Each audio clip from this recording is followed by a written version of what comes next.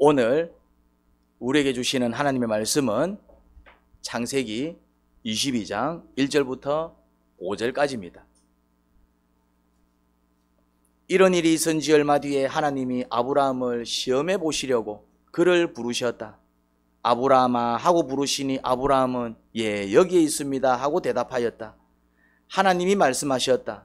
너의 아들 네가 사랑하는 외아들 이삭을 데리고 모리아 땅으로 가거라. 내가 너에게 일러주는 산에서 그를 번제물로 바쳐라. 아브라함이 다음날 아침에 일찍 일어나서 나귀의 등에 안장을 얹었다. 그는 두 종과 아들 이삭에게도 길을 떠날 준비를 시켰다. 번제했을 장작을 다 쪼개어 가지고서 그는 하나님이 그에게 말씀하신 그곳으로 길을 떠났다. 사흘 만에 아브라함은 고개를 들어서 멀리 그곳을 바라볼 수 있었다. 그는 자기 종들에게 말하였다. 내가 이 아이와 저리로 가서 예배를 드리고 너희에게로 함께 돌아올 터이니 그동안 너희는 나귀와 함께 여기에서 기다리고 있거라.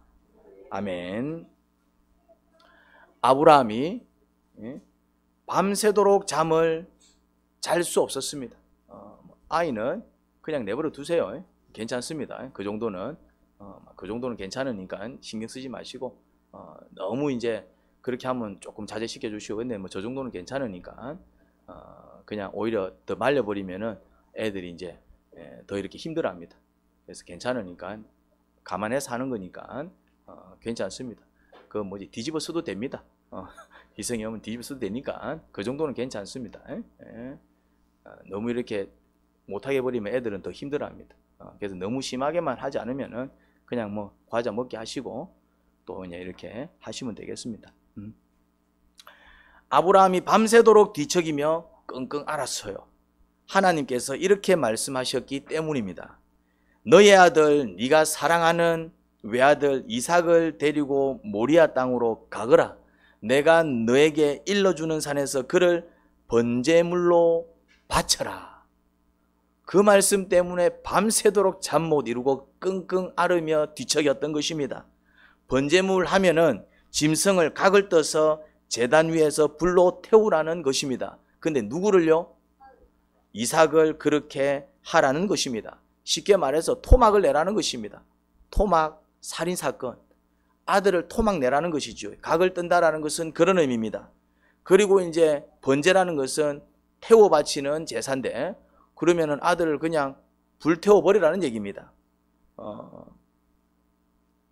말이 되는 말씀을 하셔야지 순종하기 싫어서가 아니라, 근데 주님 말씀 순종 안 할 겁니다, 이런 개념이 아니라 순종할 수 없는 말씀을 하셔서 순종하기 싫어서가 아니라 어떻게 순종하냐 말이에요. 이 말씀에 순종할 수 있겠지만 이 말씀에 순종하면 누구를 죽여야 돼요?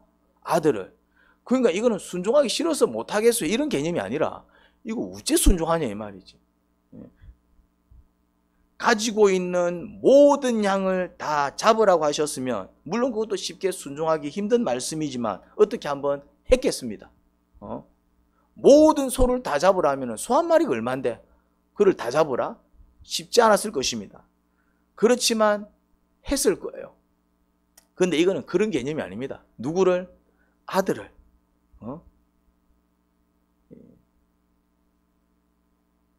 사실 근데 또 재미있는 사실은 이 말씀 때문에 밤새도록 끙끙 앓은 것도 웃기지 않습니까? 왜 그 말씀 때문에 잠을 못 잤냐 이 말입니다. 그냥 고민할 것도 없이 내가 잘못 들었나 보다 하면 끝나는 거지. 무슨 말인지 이해됩니까? 그런데 또 아브라함은 어떻게 했냐면은 그 말씀을 붙들고 밤새도록 끙끙 앓았다라는 겁니다. 그게 더 이제 재미있는 사실입니다. 그 말은 순종할 수 없는 말씀이지만은 이게 이제 순종할 수 없는 말씀인데 그 말씀을 붙들고 밤새도록 고민하면서 기도했다는 뜻입니다. 이 심리가 이해가 됩니까? 말이 안 되면 말 같은 소리를 해야지 뭐 말이 되나? 그럼 끝날 문제인데. 근데 그렇게 끝을 내지 못했습니다. 뭐 했다고요? 밤새도록 고민을 한 거예요. 그건 무슨 말입니까? 순종은 할 수 없는데 순종할 수 있는 말씀이 아니잖아요. 그렇지만은 하나님 말씀이라는 이유 때문에 밤새도록 뭐 했다는 얘기입니까? 고민했다는 얘기입니다. 아침에 일찍 일어나서 길을 떠납니다. 아들을 데리고 하나님께서 지시하신 산으로 갑니다. 왜 갔을까요? 그러면은 순종하겠다는 것이죠. 그러니까 결국 결론은 어떻게 내렸습니까? 순종하겠습니다. 결론은 이렇게 내렸다는 얘기입니다. 아들을 하나님께 번제물로 바치겠다. 그렇게 결론을 내린 겁니다. 그럼 이거 둘 중에 한 가지 아닙니까? 아브라함 진짜 믿음이 좋던가? 하나님이 말씀하면 자식도 아끼지 않고 바칠 수 있는 정말 하나님을 향한 믿음이 정말 엄청 좋은 사람이 아니면은 진짜 정신이 돈 사람. 둘 중에 하나겠지요. 그런데 또 보면은 정신이 돈 것 같지는 않아요. 왜냐하면은 그 일을 사라 몰래 합니다. 아내 몰래 합니다. 아내 몰래 했다는 얘기는 무엇을 의미할까요? 아내가 반대할 거란 사실을 알았다는 얘기죠. 아내가 반대할 거란 사실을 알았다는 얘기는 지금 자기가 하는 이 행동이 비정상적인 행동이라는 사실을 알았다라는 것입니다. 심지어 이삭한테도 이야기해 주지 않습니다. 같이 따라가는 종들한테도 얘기해 주지 않아요. 그것은 무엇을 얘기할까요? 그들이 분명히 방해할 것을 알았다라는 것입니다. 그러면 자기도 이 행동이 남들은 이해할 수 없는 행동이라는 사실을 알았다는 뜻입니다. 그러니까 쉽게 말해서 자기가 하는 행동이 이게 정상적인 행동이 아니요 인간적으로는 도저히 납득이 안 되고 이해가 안 되는 행동이라는 사실을 알았다는 것입니다. 그런데 그 행동을 해요. 그렇다면 도대체 동거는 아닌 것 같은데 미친놈들은 자기가 하는 일이 미친 짓인지 모르고 합니다. 물어보면 왜 그랬어? 그러면은 뭐 그게 뭐 문제가 되냐 이런 식의 태도를 취합니다. 사이코패스라든지 문제 있는 살인범들, 연쇄 살인범들 보면은 내가 왜 그랬을까? 내가 왜 그랬을까? 그런 게 아니라 약간 어떤 태도를 취합니까? 그게 뭐 됐습니까? 우리가 뭐 그 바퀴벌레가 지나가면 밟을 수도 있는 거고 그냥 그런 식의 개념인 거예요. 그러니까 진짜 미친 사람은 자기가 하는 행동이 이게 미친 행동이다라는 사실을 인지하지 못합니다. 그러니까 미친 놈이죠.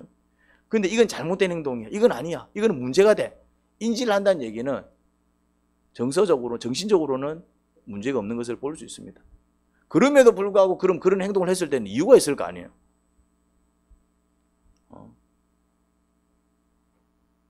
그러면 또 아브라함이 그러면 이삭을 그렇게 많이 사랑을 안 했나?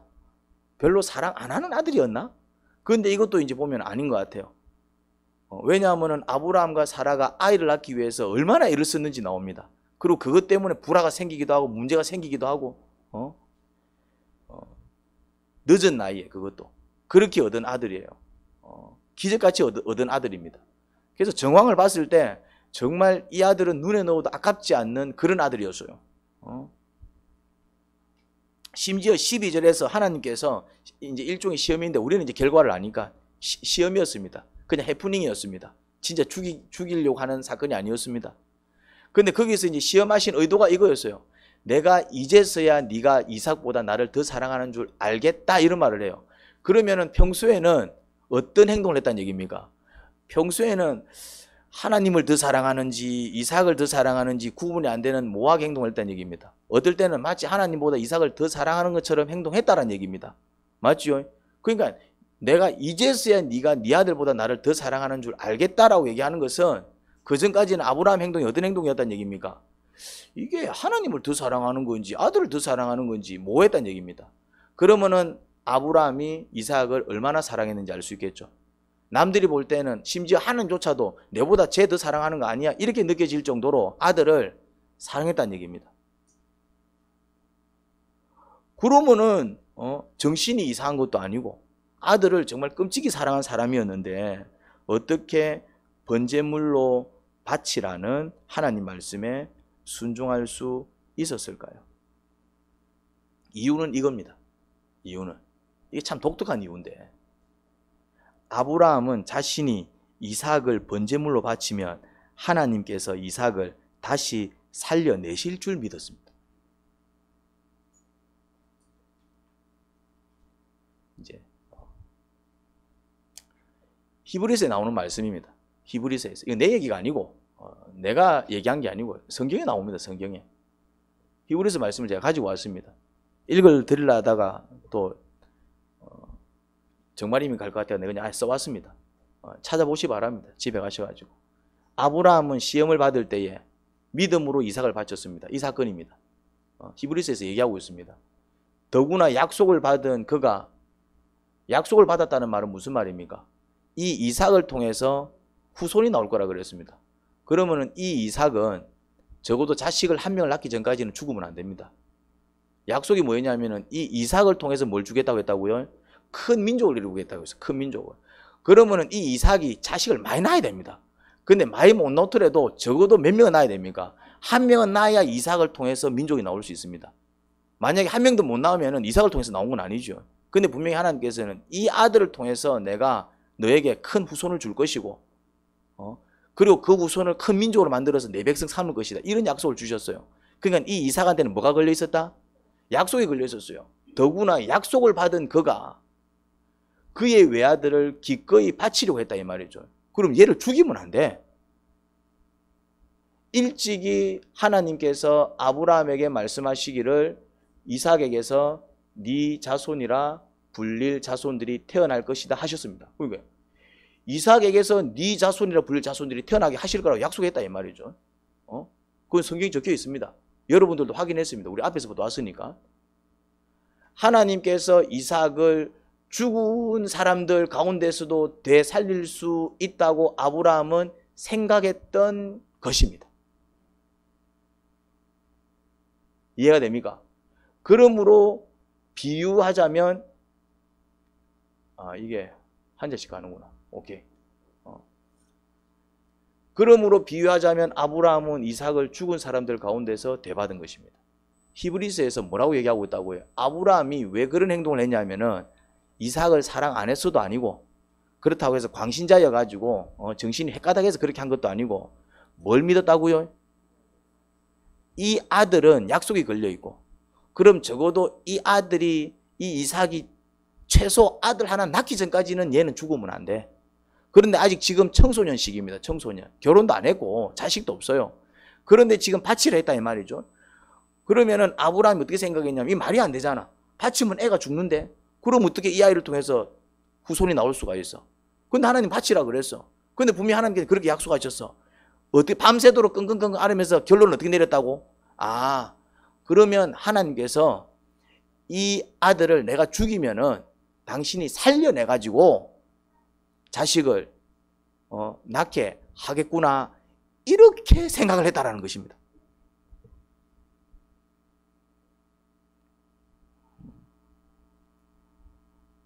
그런데 여러분, 이 생각도 말이 됩니까? 여러분, 이 생각도 말이 돼요. 내가 이 아들을 죽이면은 하나님께서 이 아들을 살려내가지고 대를 잇게 만들 것이다. 이 생각도 좀 말이 되는 말이냐고요, 이것도. 그럼 이건 진짜 둘 중에 하나입니다. 정말 아브라함 믿음이 좋았든지, 아니면은 진짜 아브라함이 정말 미쳤다고 밖에 볼 수 없는 건지. 그 믿음이 정말 좋았다고 밖에 볼 수 없는 이유가 있습니다. 그게 뭐냐면은 아브라함이 원래 이런 믿음의 소유자가 아니었어요. 처음에는 아브라함이 실수며 잘못을 많이 합니다. 누구를 믿지 못해가지고, 하나님을 믿으면서도 믿지 못해서 첩을 들인 것도 사실은 분명히 사라를 통해서 자식을 줄 거랬는데 첩을 들이잖아요. 사라가 이제 월경이 끊어지니까, 월경이 끊어지면 자식을 낳을 수 있어요? 못 낳아요? 못 낳잖아요. 그러니까 그때까지만 해도 하나님을 절대적으로는 믿지 못했습니다. 무슨 말인지 이해가 됩니까? 그리고 이제 또 여러 가지 실수들을 많이 합니다. 그래서 그 실수 때문에, 이제 그런 실수들은 하나님을 온전히 믿지 못해서 일어난 실수들이었어요. 그런 실수들을 통해서 막 여러 가지 문제들이 생깁니다. 그거는 이제 앞에 나오는 사건들을 통해서 확인할 수 있습니다. 막 마누라 빼앗기기도 하고, 하여튼 많은 일들을 경험해요. 그런데 그 모든 일들을 하나님께서 어떻게 해주십니까? 전부 수습해 주십니다. 전부 수습해 주세요. 하나하나. 말이 안 되게. 그러면서 아브라함이 뭘 경험했냐면은, 하나님은 말이 안 되는데, 말이 안 돼. 말이 안 되는데 일단 하나님께서 하시는 말씀은 하나님은 어떻게든 책임을 지시더라라는 사실을 아브라함은 한 25년에 걸쳐서 경험을 했어요. 뭘 경험했다고요? 처음부터 아브라함이 믿음이 좋았던 게 아니고 그냥 하나님 말씀에 다 막 순종했던 사람이 아니고 들어보고 순종할 수 있으면 하고 못하는 거는 못했었어. 이전에는. 그럴 때마다 막 낭패를 보는 거야. 막 후회하는 거예요. 내 그냥 주님을 믿을 걸 안 믿어갖고 이래 됐네. 그런 일들을 25년 동안 계속 경험을 했어요. 그러면서 그런데 자기가 말을 듣지 아니해서 생긴 그 문제도 누가 수습하셨다? 주님이 탁탁탁 수습을 하시는 거예요. 물론 자기는 마음고생하는 거죠. 이제 마누라 빼앗겼으니까 마음고생하잖아요. 자기는 찾아올 수 없어. 왕한테 빼앗겼으니까. 그런데 그 왕 꿈에 하나님이 나타나고 왕을 박살을 내버립니다. 돌려보내라. 그 왕이 놀래가지고 그냥 돌려보내는 게 아니라 재산까지 줘가면서 돌려보내요. 아브라함이 하나님의 능력을 경험하기 시작했어요. 자기가 머리를 썼을 때는 일이 꼬이는 거야. 안 돼. 그래서 이제 주님 죄송해요. 어쩌면 좋지요. 하면 하나님께서 나타나셔갖고 일을 해결해 나가시는데 기가 막히게 일을 해 나가시는 거예요. 그리고 심지어 자기는 이제 아내가 이제 자식을 낳을 수 없으니까 머리를 썼어요. 어떻게? 그러면 내가 첩이라도 좀 드려야 되겠다. 근데 그건 주님께서 원하시는 방법이 아니었어요. 아니나 다를까 그것 때문에 또 지구석이 팔칵 뒤집혔어요. 근데 그 문제도 누가 해결해 주십니까? 하나님이 해결해 주십니다. 그래서 이제 아브라함이 이제 어떤 결론을 내리냐면은 그냥 하나님이 하라고 하면 그냥 시킨 대로 하자. 그냥 하나님께서 알아서 하시더라. 그런 믿음이 생겼을 쯤에 이런 일을 경험하는 거예요. 그러니까 또 이제 환장하는 것이죠, 이제. 자기 공식대로라면은 이제 뭐냐면은 하나님이 알아서 하신다. 그러면 하나님께서 살리실 것이다. 네, 어서 들어오시 바랍니다. 감사합니다. 줄줄이 오시네. 예. 그러니까 아브라함은 뭘 고민했냐면은 하나님을 믿을지 말지를 고민한 거예요. 하나님을 믿을지 말지를 고민했다 이 말입니다. 그러니까 뭘 믿을지 말지를 고민했냐면은 이 아들한테는 약속이 걸려 있고 어쨌든 이 아들이 또 다른 아들을 낳기 전까지는 그 약속에 의하면 죽을 수가 없고 그런데 지금은 번제물로 바치라고 하니 이제 기로에 서 있는 거예요. 그러면은 그렇게 말씀하신 하나님이 이 아들을 살려내서라도 대를 잇게 만드시겠구나. 이제 이런 결론에 이르렀지만은 이 결론을 믿을지 말지는 이제 본인이 이제 밤새도록 고민을 한 거예요. 네, 괜찮습니다. 내버려 두시기 바랍니다. 괜찮습니다. 내버려 두세요. 너무 신경 쓰지 마시고 이제 마무리 지을 겁니다. 이제 마무리 지을 겁니다. 예. 그 기로에 서 있었다 이 말이죠. 그런데 이제 아브라함은 뭘 결정했습니까? 주님을 믿기로 결정한 거예요. 한번 믿어보자. 근데 이 믿음은 사실은 조금 위험이 따릅니다. 믿었는데 애가 안 살아남어. 하나님을 믿고 지금 이 짓을 하는 거예요, 지금 고민을 많이 했어요. 근데 자기가 지금까지 경험하면서 하나님을 경험했다 이 말이죠. 그러니까 이제 놀라운 일들을 많이 경험했어. 생자들한테 이런 일을 하는 게 아니에요. 이미 어떤 사람들? 이미 하나님을 경험한 사람들. 내가 죽어야 되는데 살아났어. 이거는 회생이 될 게 아닌데 회생이 됐어. 어쨌든 기도를 통해서 이건 이래 될 문제가 아닌데 하나님을 경험했다 이 말이죠. 아브라함이 그 경험을 얼마나 했다고요? 25년 동안 한 거예요. 75세 때 분을 받아갖고 100세 때 이삭을 낳았으니 그것만 해도 25년이고 지금 이삭이 청소년 시기니까 한 몇 살이다 보면은 이미 한 30년 거의 한 40년 가까이 시간이 흐른 것을 볼 수 있습니다. 그동안에 뭘 경험했다고요? 말도 안 되는 하나님 말씀을 경험한 거예요. 말도 안 되는. 근데 말이 안 되는데 하나님 말씀일 때는 그게 놀라운 일이 벌어지더라. 그걸 경험한 거예요. 물론 하나님 말씀 아니면 아닌 거지 이제. 근데 말이 안 되는데 이게 하나님 말씀일 때는 놀라운 일이 벌어지더라는 사실을 수십 년 경험하면서 그런데 그럼에도 불구하고 아들을 바치라는 건 또 고민이 되는 거야. 지금까지의 경험을 비춰보면 하나님께서는 그렇게 하실 수 있는 분이라는 확신은 들어. 그런데도 그럼에도 불구하고 인간이니까 어떤 마음도 있었겠어요. 근데 이번엔 안 살아남아. 지금까지는 그렇게 해주셨는데 그러면 이번에 안 되면은 그럼 완전 내 아들 날리는 거잖아. 그것도. 그렇지만은 그래서 밤새도록 끙끙한 거예요. 이제 이거를 믿어야 되나 말아야 되나 믿어야 되나 내가 지금 말아야 되나. 근데 또 이제 경험을 했어요. 하나님을 믿지 못하고 자기 머리를 굴릴 때마다 어떤 일이 벌어졌습니까? 오히려 더 일이 벌어져갖고 주님께서 대신 수습해 주는 일들을 경험했어요. 그것도 경험한 거예요. 오히려 말을 안 들으니까 문제가 생기더라. 그걸 경험한 거예요. 그러니까 또 말을 안 듣자니까 또 찝찝한 거야. 또 말을 듣자니까 주님께서 역사해 주시면 다행이지만 만약에 안 살아나면은, 그러니까 아브라함이 미치고 팔팔 뛸 노릇이요 이제. 그렇지만은 어떻게 결론 내렸습니까? 아침에는 주님께 순종하자. 주님께 순종하자. 그 말은 그 순간만큼은 주님을 향한 믿음이 어떤 믿음이 되었다는 얘기입니까? 그 순간만큼은 주님을 향한 믿음이 절대적인 믿음으로 그 순간만큼은 바뀌었다는 얘기입니다. 그래, 그러면 한번 맡겨보자. 설령 내 아들 죽으면 막 어쩌겠노? 그것 또한 주님의 뜻입니다. 그러면서 그냥 주님께 맡기겠습니다. 그러니까 그렇게 결단하는 그 순간만큼은 주님을 향한 그 마음이 어땠다는 얘기입니까? 절대적인 신뢰로 바뀌었다는 얘기입니다. 그 전까지는, 고민했다는 얘기는 그 전까지는 그렇죠. 흔들리는 신앙이었다는 얘기예요. 흔들렸다면. 왜 괴롭습니까? 괴로운 이유는 흔들리기 때문에 괴로운 거예요. 그런데 이제 뭘 내렸다? 결단을 내린 거예요. 어떻게? 만약 이 사건으로 내 아들을 잃으면 잃겠습니다. 이제 그렇게 이제 마음을 비우고 나가기 시작했어요. 그렇지만 그렇게 말씀하신 주님께서, 좋으신 하나님이 설마 나에게 어려움을 주시겠습니까? 지금까지 늘 말씀대로 역사하신 하나님이신데 이번에도 정말 이 사건을 통해서 저한테 큰 선물을 주실 줄 믿습니다 하고 이제 나간 거지요. 결국 누가 하나님 말씀에 순종하며 살아갈까요? 결국 누가 순종할까요? 하나님을 믿는 사람. 어떻게 믿을 때? 도저히 이해할 수 없는 말씀조차도 하나님에 대한 절대적인 신뢰가 있으면 그때 뭐 한다고요? 비로소 순종합니다. 아브라함은 하나님의 말씀을 이해해서 순종한 게 아닙니다. 그럼 밤새워 끙끙 앓을 이유가 없었지. 자기가 할 행동을 다른 사람들한테 이야기 못할 이유도 없었지. 이해가 되는 말씀이 아니었다 이 말입니다.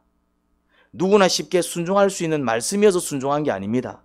100살에 힘들게 얻은 아들입니다. 그 아들을 번제물로 바치라는 말씀입니다. 쉽게 순종할 수 있는 말씀도 아니었고 이해가 안 되는 말씀이었습니다. 그렇지만 하나님 말씀이라는 사실이 분명하자 말없이 행동하였습니다. 그 이유가 뭐였다고요? 하나님에 대한 절대적인 신뢰. 이 사건 이후로 아브라함의 삶이 달라집니다. 이 사건 이후로. 이 사건 이후로 아브라함의 삶이 완전히 달라져요. 어떻게 달라지냐면 이렇게 달라집니다. 창세기 24장 1절입니다. 지금 본문은 창세기 22장 본문이거든요. 2장 뒤에 가면 이런 말씀이 나와요. 아브라함의 삶이 완전히 달라집니다. 이 사건을 계기로. 아브라함은 이제 나이가 많은 노인이 되었다. 이제 시간이 많이 흘렀다는 사실을 알 수 있습니다. 그 다음 말씀이 중요합니다. 주님께서는 아브라함이 하는 일마다 복을 주셨다. 지금까지는 아니었거든요. 아브라함이 복을 받은 것도 있었지만은 완전히 낭패를 당하고 막 집안이 엉망이 되고 그런 시끄러운 적이 정말 많았었습니다. 하는 일마다 복 받는 인생이 아니었어요. 그런데 이 사건 이후부터는 아브라함은 하는 일마다 복을 받는 그런 인생으로 바뀝니다.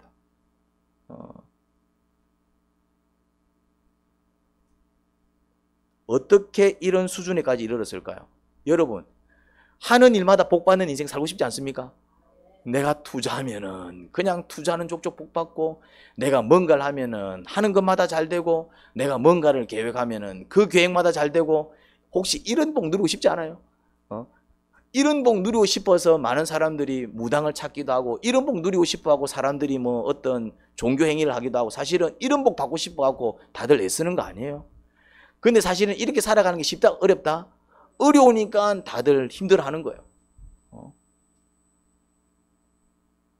그러면 아브라함은 어떻게 이제 이런 복을 누릴 수 있는 수준에까지 이르렀을까? 이유는 이겁니다. 이제 아브라함은 순종하지 못할 말씀이 없었을 것입니다. 이제부터는 아브라함이 하나님으로부터 무슨 말씀을 들을 거예요. 그러면은 그 말씀 듣는 것 중에서 아브라함이 그거는 내 도저히 이해가 안 돼서 순종 못하겠습니다, 이렇게 거절할 수 있는 그런 말씀이 있었을까요? 없었을까요? 아브라함은 아들을 바치라는 그 말씀에도 순종을 했기 때문에 이후에 이제 하나님께서 하시는 말씀 중에서 순종하기 어려운 말씀은 거의 없었을 것입니다. 아니, 하나도 없었을 것입니다. 그러니 이후에 하나님께서 무슨 말씀을 하시든 진짜 말도 안 되는 말씀을 하셔도, 예를 들어서 아브라함아 낭떠러지에서 떨어져라. 떨어졌을까요? 안 떨어졌을까요? 아브라함은 뛰어내렸을 겁니다. 이제 아브라함은 어떤 수준에 이르냐면은 그냥 하나님께서 말씀하시면은 예 알겠습니다. 그 수준에 이른 거예요.